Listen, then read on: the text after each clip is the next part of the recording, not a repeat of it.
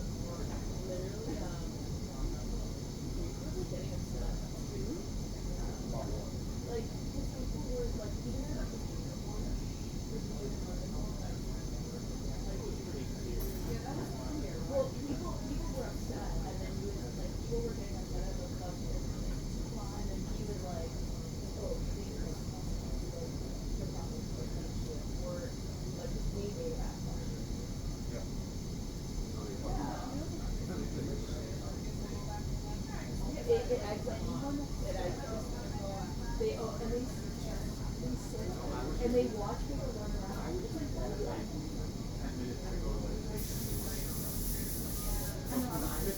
had those two Parkinson's questions like right off the bat, and then I realized like 10 questions later, but they were multiple choice, so I couldn't even be like, oh, I think it was left mental. Like, I don't know which one was C. How am I supposed to? So right now I'm trying to move my height of contour more occlusally. And the way I'm doing that is by taking wax off gingivally. And so you can see I've got a line in the right location. And then I'm going to join it in the occlusal to get that a little bit smoother as well. I've done that twice. So like I'm literally good for some of the restaurants. That was me. Yeah, that was not smart. It was not smart. I think it would be way more smart to have that begin.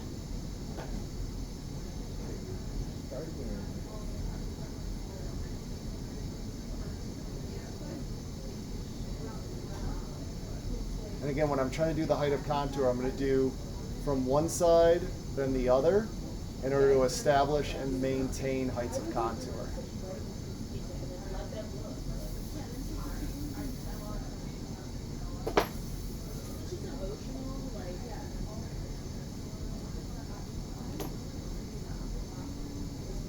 And then I'm just going to go over very gently with the polishing material, because I don't want to polish away anatomy. I don't want to polish away any of my contacts or proximal or occlusal contacts. Oh.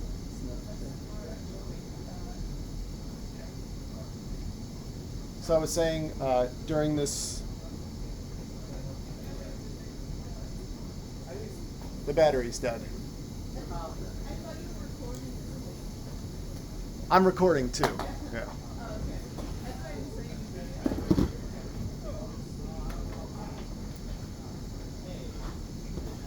All right, so the battery was dead on the wireless mic, so I just have one hand now, but I think I'm pretty much done. So those last couple of steps I was saying was just going through establishing heights of contour, the way that you maintain the height of contour, and what I was kind of showing earlier in the video, and when you watch this back, you'll see it, was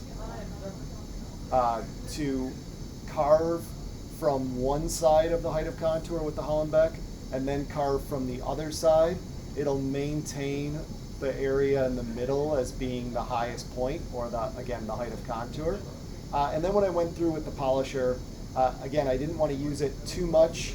I don't want to lose my proximal contact. I don't want to lose my occlusal contacts, and I don't want to polish too much away so I lose some of the anatomy of the restoration as well. So, you know, these last couple of steps, again, are just kind of going in. Sometimes I'll use these little wax applicators that you've got in your kit just to kind of go in and clean out and also kind of accentuate the grooves just a little bit.